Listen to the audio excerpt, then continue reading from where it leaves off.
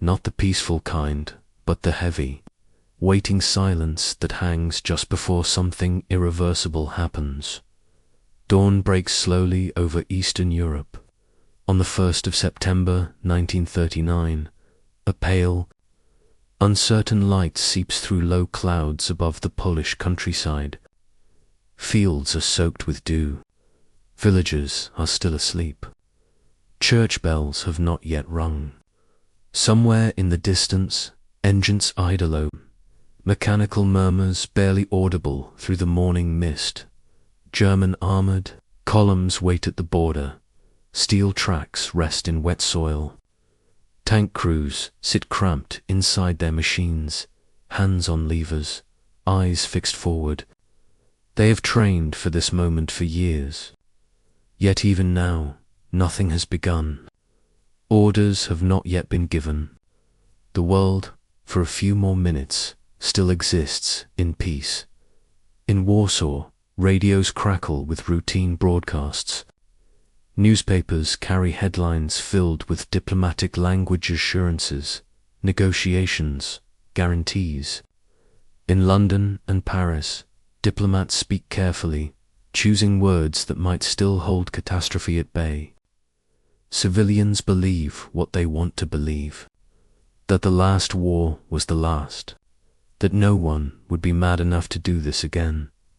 But history has already moved. At 4:45 a.m., the silence breaks.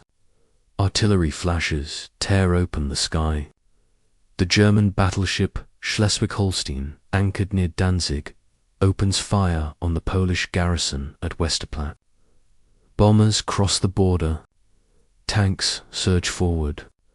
Roads fill with dust and fire. In a single morning, the illusion collapses.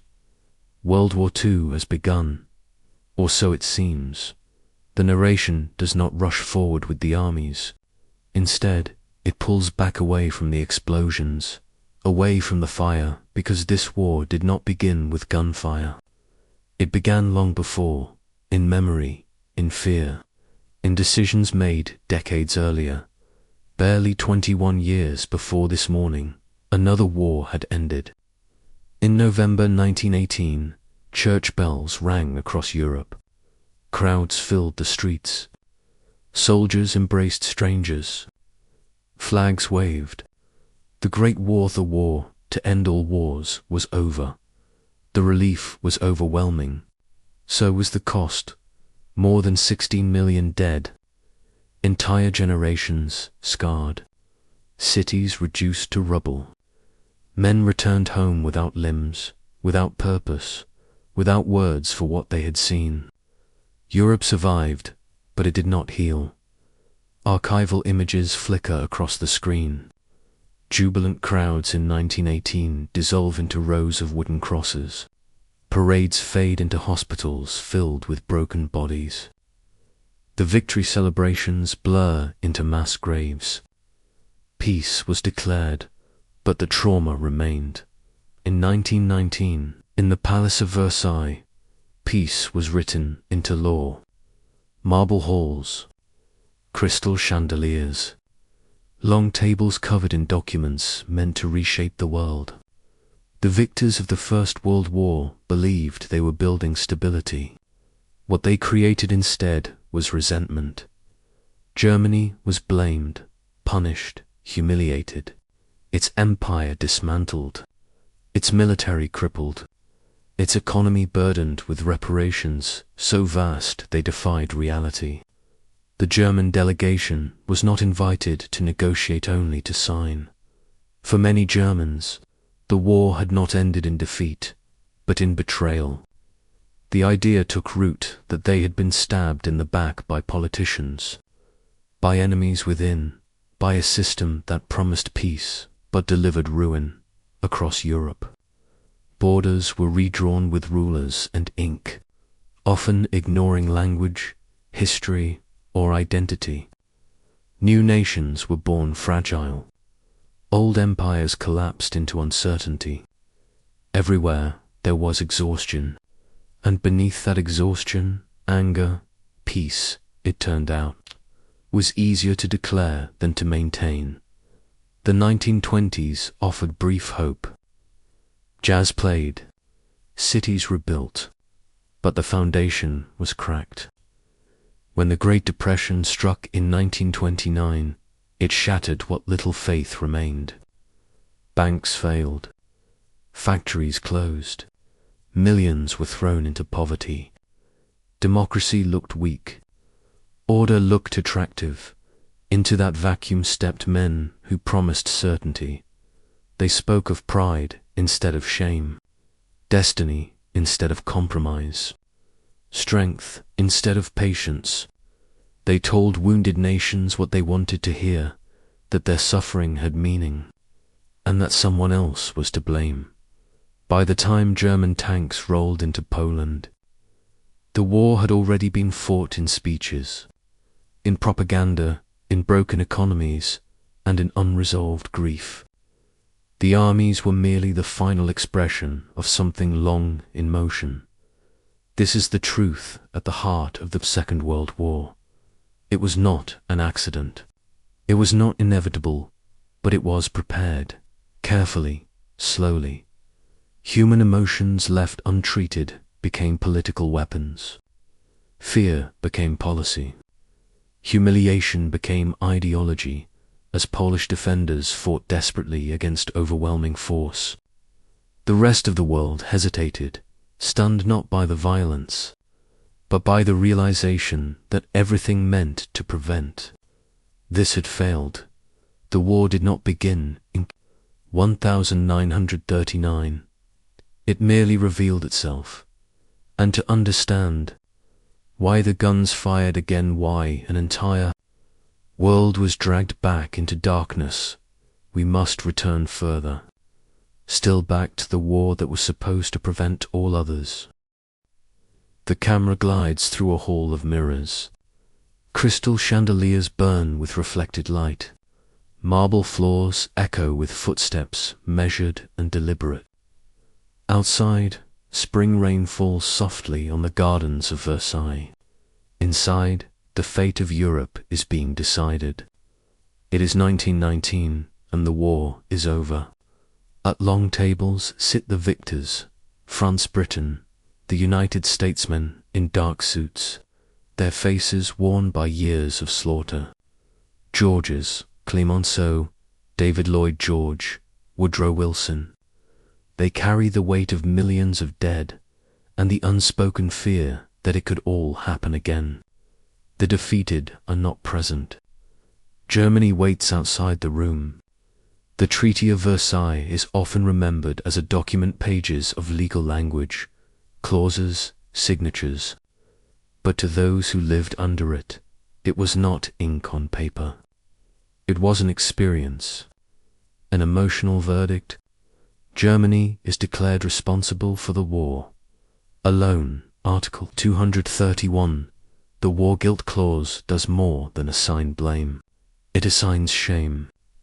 Reparations are imposed on a scale unprecedented in history. 132 billion gold marks a sum so vast it defies comprehension. Territories are stripped away. Alsace-Lorraine returns to France. The Polish corridor cuts Germany in two. Its colonies are seized. Its army is reduced to 100,000 men. Tanks, aircraft, submarines. The intent is clear. Germany must never threaten Europe again. But intent does not guarantee outcome. Across Germany, the treaty is received not as justice, but as humiliation. Newspapers print the terms in stark columns. Veterans read them with clenched fists. Men who survived Verdun and the Somme are told their sacrifice was meaningless, worse, criminal. In Berlin, a young democracy struggles to stand on unstable ground. The Weimar Republic is born into defeat, blamed for accepting a peace it had no power to refuse. Democracy, still unfamiliar, is associated not with hope but with surrender. The economy begins to unravel. To meet reparations, the government prints money. At first, it seems manageable. Then, inflation accelerates. By 1923, it becomes catastrophic. Prices double in days, then hours. Life savings evaporate. Workers are paid twice a day so they can spend their wages before they become worthless. Children play with stacks of bank. A loaf of bread costs billions. This is not an abstract economic failure. It is a daily humiliation. Middle-class families, once stable, are reduced to desperation. Veterans stand in bread lines beside widows. Pride dissolves into anger, and anger looks for answers. But Germany is only one piece of a fractured continent. The First World War did not merely end, it dismantled empires. The Austro-Hungarian Empire collapses into a patchwork of new states. The Ottoman Empire recedes, leaving behind borders drawn by foreign hands. The Russian Empire implodes into revolution and civil war. New nations emerge: Czechoslovakia, Yugoslavia, Poland, full of hope, but burdened by unresolved tensions. Borders slice through ethnic groups, languages, and religions. Overnight, neighbors become foreigners. Minorities become targets. The map of Europe looks cleaner on paper, but far messier in reality. Peace conferences promise self-determination. What they deliver is instability. In France, the scars of war are physical and emotional. Entire regions are wastelands. A generation of men is gone. Clemenceau demands security, not reconciliation. France wants Germany weakened permanently. In Britain, the mood is conflicted. The public wants peace, but also justice. Politicians compromise, believing the treaty is harsh but necessary. In the United States, President Wilson speaks of ideals: a League of Nations, collective security, a world governed by law, not force. But even as the treaty is signed, America turns inward. The US Senate rejects the League. The guarantor of peace steps away. What remains is a settlement without unity, without forgiveness, without enforcement. The optimism of 1918 curdles into disillusionment.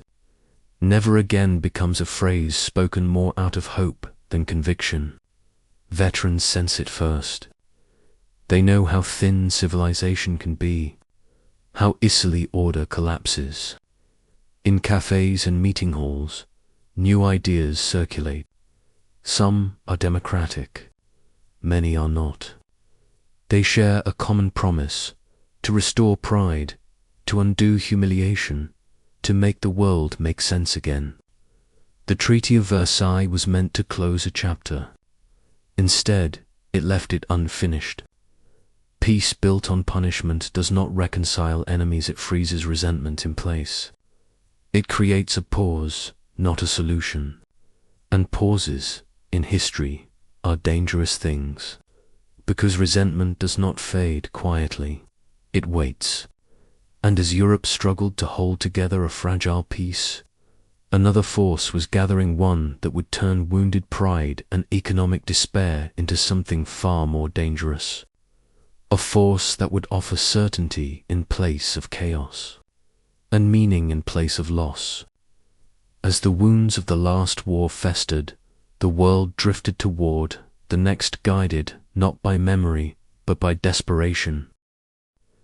The numbers fall first: white chalk on black boards, red arrows on newspaper charts. Stock tickers stutter, then race, then collapse. On the 24th of October 1929, the noise inside the New York Stock Exchange turns frantic telephones ringing without pause. Voices overlapping, paper scattering across the floor. By the end of the day, fortunes have vanished. By the end of the week, confidence has followed them. The Great Depression does not announce itself with explosions or marching armies. It arrives quietly through locked factory gates, empty ledgers, and unanswered job applications. It is an economic collapse, yes. But more than that, it is a collapse of belief. Belief that the system works. Belief that effort is rewarded. Belief that tomorrow will be better than today. Across the industrial world, machines fall silent. Conveyor belts stop mid-motion. Smoke no longer rises from chimneys that once defined city skylines. Men gather outside factories each morning, hoping quietly that today will be different. It rarely is. Bread lines stretch through frozen streets. In Chicago, Berlin, Vienna, London, the camera lingers on faceless men in worn coats, women clutching ration cards, children staring at the ground. Hunger becomes visible. It also becomes political. Governments meet. Committees debate. Parliaments argue over budgets and relief. But for millions, the crisis feels endless and leadership feels absent. Democracy, already fragile after the First World War, begins to look indecisive. Weak. In Germany, the impact is devastating. By 1932, more than 6 million Germans are unemployed.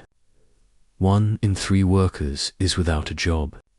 Young men drift through cities with no prospects and no purpose. Veterans of the last war, once promised honor, now beg for food.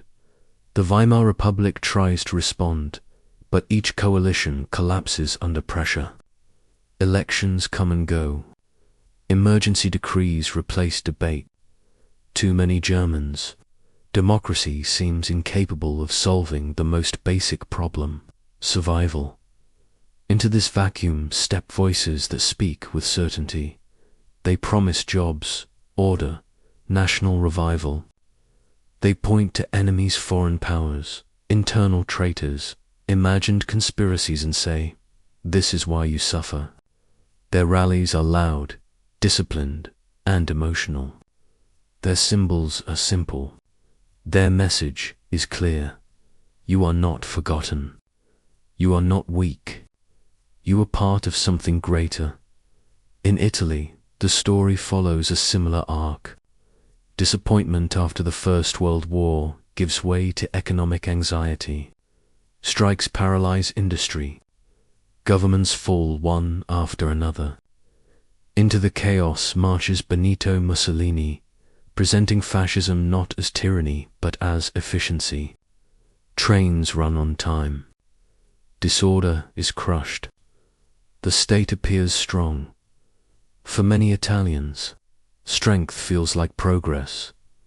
In Japan, the depression hits an island nation dependent on exports and imports.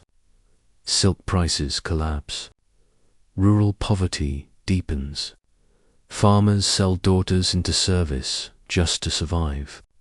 Japan's leaders look outward and see a world closing its markets, guarding its resources. The conclusion drawn is not cooperation, but expansion. If resources are denied, they must be taken. Within Japan's military circles, this logic hardens into doctrine. Manchuria becomes a solution. China a necessity. The belief grows that war is not a failure of policy, but its fulfillment. Across continents, the pattern repeats. Where democracy hesitates, authoritarianism acts. Dictators do not promise comfort, they promise clarity. They offer simple answers to complex problems.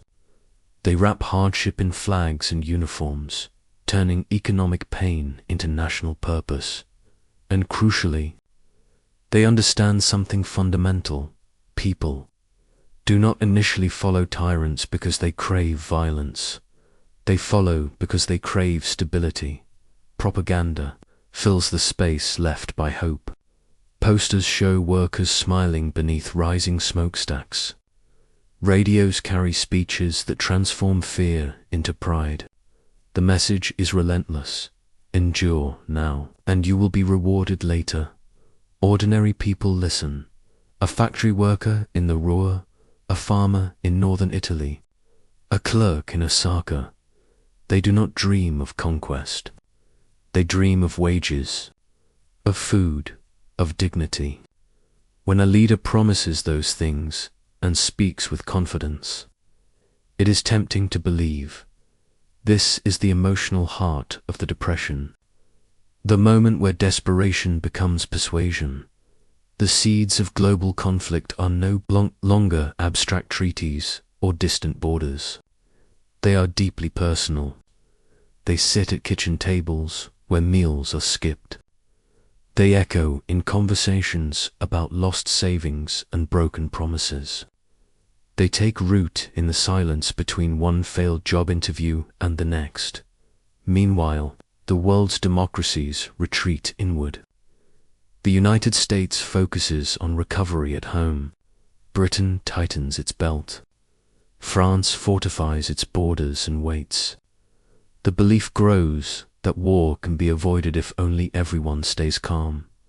But calm does not feed the hungry. By the early 1930s, the international system is brittle.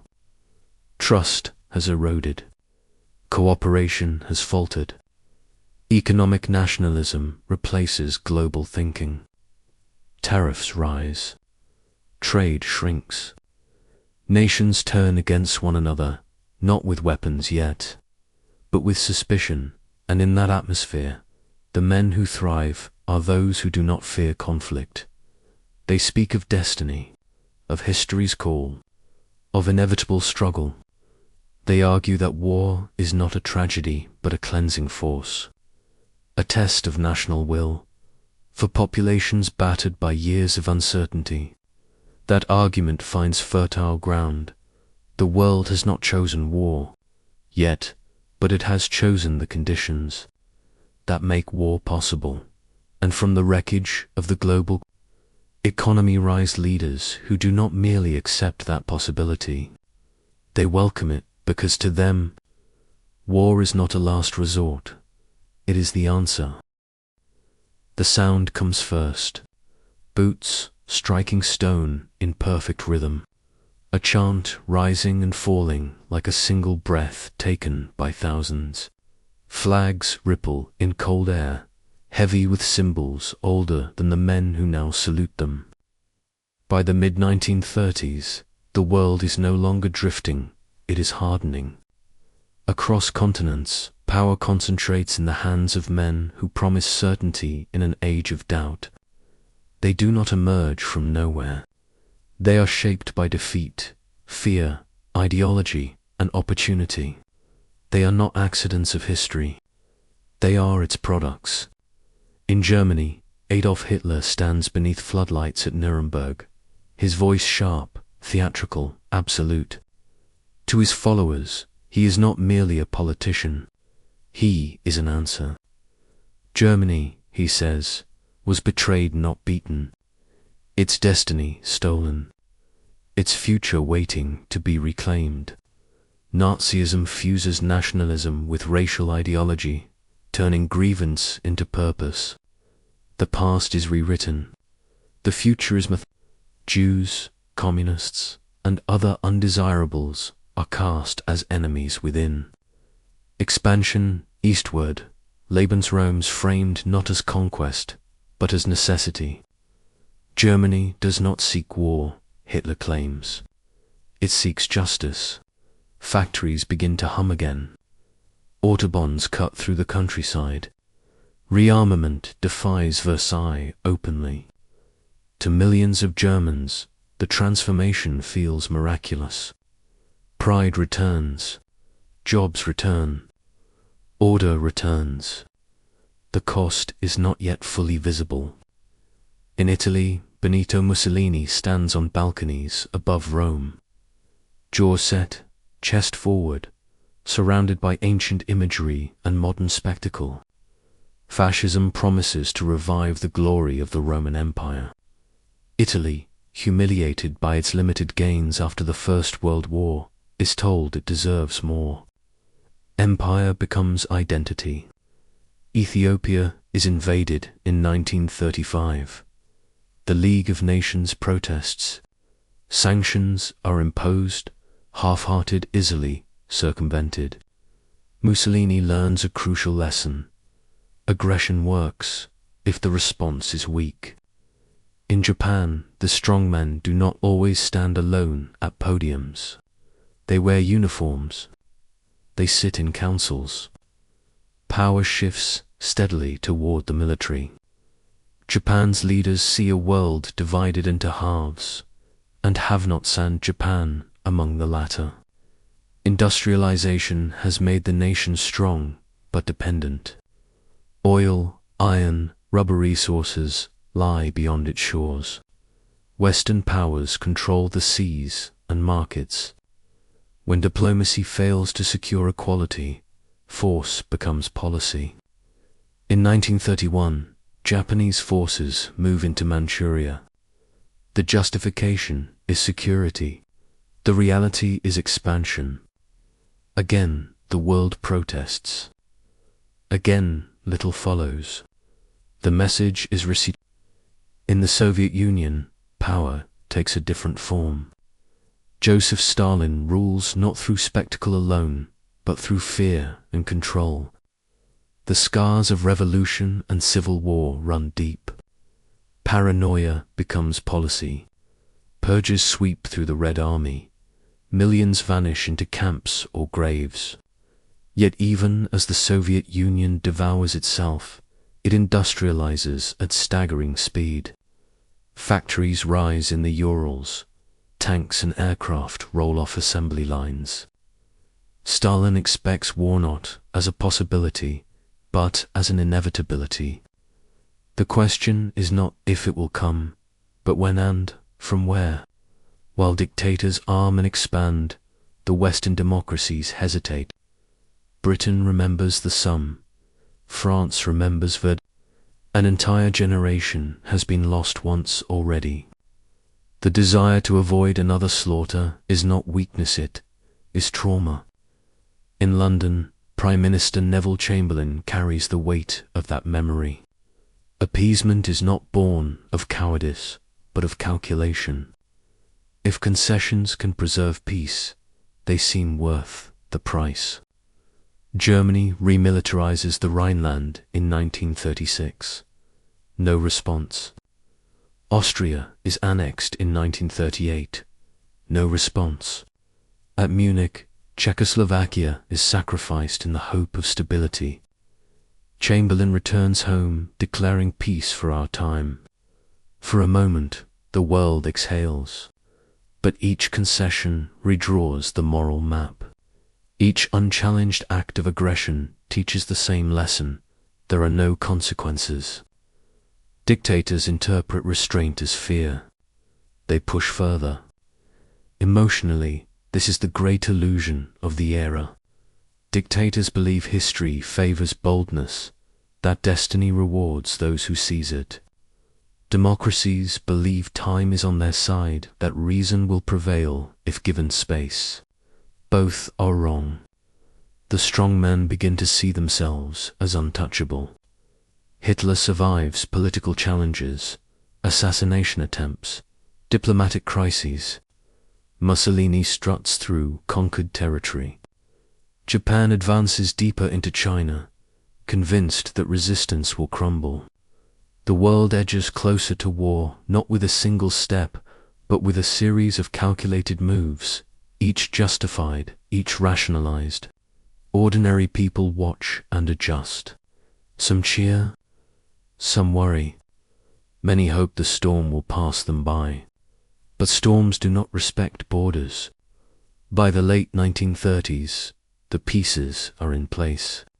Alliances harden. Armies mobilize. Ideologies collide.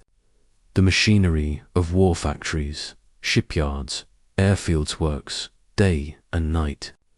Peace still exists, technically, but it is peace in name only. The age of strong men has reached its peak, and with it, the belief that the world can be shaped by will alone. When the illusion finally breaks, it will not do so gently, and when the world at last realizes that peace has failed, it will discover a terrible truth. The storm is already moving. The first myth to die is time. In the autumn of 1939, the war is still spoken of in months, not years. Generals predict swift victories. Politicians speak of limited campaigns. Civilians cling to the hope that this, somehow, will be brief, that modern nations will not repeat the long agony of trenches and attrition. They are wrong. The new war moves faster, strikes harder, and reaches deeper than anything before it. In Poland, the opening act is mercilessly efficient. German columns punch through borders with coordinated force tanks, aircraft, motorized infantry moving as one. Blitzkrieg lightning war. Sirens wail over Warsaw as Stuka dive bombers scream downward, their engines modified to terrify as much as to destroy. Roads choke with refugees. Horses collapse beside shattered carts. Civilians flee, not knowing where safety lies, because nowhere is untouched. Within weeks, Poland is broken, divided between Nazi Germany and the Soviet Union. Sealed by the Molotov-Ribbentrop Pact, the speed of collapse shocks the world. It convinces some that resistance is futile. It convinces others that the war may indeed be short. Then comes 1940 in the spring. German forces turn west. Denmark falls in hours. Norway is seized through daring naval and airborne operations. In May, the blow that no one expects, Germany attacks through the Ardennes, bypassing France's strongest defenses. The plan works with terrifying precision. French roads fill again, this time with retreating soldiers and fleeing families. British troops are cut off, driven toward the sea. At Dunkirk, over 300,000 men are evacuated under constant attack, saved by a miracle of organization, civilian courage, and sheer luck. It is a rescue, but it feels like a defeat. France falls in 6 weeks. Paris is occupied. The tricolor is lowered. German troops march beneath the Eiffel Tower. For many watching from abroad, the conclusion seems unavoidable. Germany cannot be stopped. The war appears already decided, but victory does not end war. It expands it in the skies above Britain. The conflict takes on a new dimension. Radar stations scan the horizon. Fighter pilots scramble with minutes' notice. The Battle of Britain becomes the first major campaign fought almost entirely in the air. Cities are no longer distant from the front. They are the front. London burns under the Blitz. So do Coventry, Liverpool, Birmingham. Bombs fall at night, day after day. Civilians sleep in underground stations, wrapped in coats, listening to explosions echo through the tunnels. Children are evacuated to the countryside. The war has entered the home. Across Europe, occupation settles in like a shadow. Railways are commandeered. Factories are repurposed. Food is rationed. Curfews imposed. Resistance begins quietly, whispered conversations, hidden radios, leaflets passed hand to hand. So does collaboration. Survival blurs moral lines. Meanwhile, the war spreads outward. In 1941, Germany turns east. Operation Barbarossa is unleashed against the Soviet Union, the largest invasion in human history. Millions of soldiers surge forward across hundreds of miles. Villages are erased. Prisoners are shot by the thousands. The ideological nature of the war becomes unmistakable. This is no longer a contest. Between states, it is a war of annihilation. Behind the front lines, special units follow in Satzgruppen tasked, not with combat, but with murder. Jewish men, women, and children are rounded up, marched to pits, and shot. Entire communities disappear in days. What begins as mass execution evolves into something even darker: industrial killing. Ghettos are sealed. Deportation trains run on schedules as precise as any freight line. Camps built for imprisonment become factories of death. Auschwitz, Treblinka, Sobibor, names that will come to define the moral collapse of the modern world. The Holocaust is not an accident of war. It is its consequence. It is what happens when ideology strips humanity from entire groups of people, when bureaucracy and technology are harnessed to hatred, when obedience replaces conscience. It unfolds step by step, normalized, justified, hidden in plain sight, while Europe burns. The war becomes global. In December 1941, Japanese aircraft roar over Pearl Harbor. Battleships explode in the harbor. Sailors burn alive below decks. The United States is dragged fully into the conflict. What had been a European war now spans oceans. In Asia, Japanese forces advance rapidly. Hong Kong falls. Singapore, once thought impregnable, surrenders. The Philippines collapse under assault. Prisoners march into captivity under a tropical sun. Many will never return. Everywhere, the same illusion shatters: that modern war can be clean, contained, or controlled. Industry becomes weaponry. Civilians become targets. Entire economies are mobilized for destruction. Oil fields, steel plants, rail hubs, nothing is neutral. Every train schedule, every factory shift, every harvest becomes part of the war effort. The scale is unprecedented, so is the suffering by now.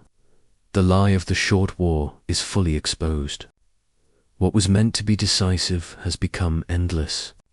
What was meant to be strategic has become total. This is the darkest point of the story. The moment when humanity's worst instincts, fear, cruelty, indifference, are given free rein. When the machinery of modern civilization is turned inward, against itself.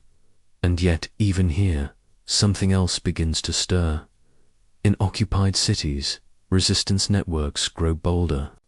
In factories, workers sabotage quietly. In forests, partisans gather. In laboratories and shipyards, thousands of miles away, nations begin to harness their strength, not just to survive, but to push back, because even in the deepest darkness, war does not extinguish the human capacity to resist, it tests it, and as the conflict reaches its most brutal depths, the first signs of a long, costly reckoning begin to emerge, built on sacrifice, endurance, and a resolve that refuses to die. Winter comes without mercy. On the banks of the Volga River, in the ruins of Stalingrad, men fight not for ground, but for survival. Snow fills shell craters. Rifles freeze. Blood turns black on torn uniforms. Temperatures plunge below -30. Soldiers sleep in rubble, if they sleep at all. Some do not wake here. In 1942-43, the war reaches a breaking point. Entire armies are consumed street by street, room by room. The city becomes a graveyard of brick dust and frozen bodies. For the Red Army, there is no retreat. For the German Sixth Army, there is no escape. When it ends, over 2 million casualties lie scattered across the battlefield. This is the price of stopping the advance. But Stalingrad is only one measure of the cost. Far to the west, in the black waters of the Atlantic, Sailors fight a war they rarely see. Convoys stretch across the oceans, low, vulnerable lines of steel carrying food, fuel, and ammunition. Beneath the waves, U-boats stalk patiently. Torpedoes strike without warning. Ships break apart in seconds. Men go into the water knowing rescue may never come. The sea does not care which side you are on. In the Pacific, the war becomes intimate and unforgiving. Jungle heat replaces winter cold. Coral beaches replace city ruins. On Guadalcanal, Tarawa, Iwo Jima, and Okinawa, battles are fought at grenade range. Every hill is contested. Every cave becomes a fortress. Soldiers advance under fire that never seems to stop. Medics crawl through sand-soaked red. The enemy does not surrender, easily sometimes not at all. Victory comes measured in yards, paid for in lives. Civilians carry the burden to Dot in London. Families still live with bomb damage years after the Blitz. In Leningrad, starvation claims hundreds of thousands during a siege that lasts nearly 900 days. In occupied Europe, food is scarce, punishment arbitrary, fear constant. In Asia, cities burn. Millions flee advancing armies. Entire populations are displaced. The line between front and home vanishes completely. This war is not won by speeches. It is won by endurance, by factories running day and night, by women welding aircraft frames and assembling tanks, by farmers increasing yields despite shortages, by scientists refining radar, code breakers working in silence, engineers building bridges under fire. Victory comes not from ideology alone, but from logistics, from supply chains stretching across oceans, from alliances forged in necessity rather than trust, from coordination on a scale never attempted before. The United States becomes an arsenal. Britain becomes a fortress. The Soviet Union becomes a furnace of men and material. Together, they grind forward slowly, relentlessly. Each mile gained is paid for Normandy. June 1944. The sea is rough. The sky is low and grey. Landing craft open, and men run into gunfire. Some never leave the water. Others press on, driven by training, by duty, by the knowledge that turning back is not an option. Behind them lies everything they are fighting for. Ahead of them lies everything that must be stopped as the Allies push into Europe. They uncover the evidence of what this war has truly become. Camps, graves, starving survivors who barely resemble the people they once were. Liberation brings relief, but also horror. The cost is not only counted in the dead, but in what has been revealed. The moral weight of the war settles heavily. There is no triumph, here only necessity. And yet, amid the devastation, there is something else. Letters written home, small kindnesses between strangers, moments of humanity in places designed to destroy it, soldiers sharing rations, civilians risking their lives to hide the hunted, resistance fighters standing firm against impossible odds. These moments do not win wars by themselves, but they remind the world why the war must be won. By 1945, the axis of aggression is collapsing. Berlin lies in ruins. Tokyo burns. The machinery that once promised dominance is shattered. Victory finally comes not with celebration, but with exhaustion. The silence that follows is different from the one that preceded the war. It is heavy with memory. More than 60 million people are dead. Entire cities are erased. Borders are redrawn again, but this time with far greater care.